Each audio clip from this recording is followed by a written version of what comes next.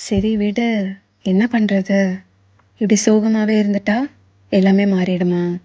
இல்ல இப்படி புலம்பிட்டே இருந்தா எல்லாம் சரியாகிடுமா? உனக்கான டைம் வரும். உன்னோட எஃபர்ட்ஸ், உன்னோட பெயின், உன்னோட ஹார்ட் ஒர்க் எல்லாத்துக்குமே ஒரு நாள் பலன் கிடைக்கும். உன்னால கண்ட்ரோல் பண்ண முடிஞ்ச விஷயத்த மட்டும் நினைச்சு வொரி பண்ணு. உன்னோட கண்ட்ரோல் இல்லாத விஷயத்த நினைச்சு ஃபீல் பண்ணாத. உன்னோட பிக்கஸ்ட் ப்ராப்ளம் என்ன தெரியுமா?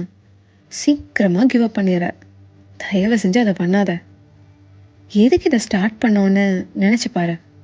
ஆரம்பித்த விஷயம் முடிக்கிறதுக்குள்ள எவ்வளோ ப்ராப்ளம்ஸ் வந்தாலும், எவ்வளோ கஷ்டம் வந்தாலும், யார் உன்னை நம்பாமல் இருந்தாலும், யாரும் கூட இல்லைனாலும், யார் உன்னை விட்டுட்டு போனாலும், ஃபினிஷ் லைனில் வர வரைக்கும் ஸ்டாப் பண்ணாத.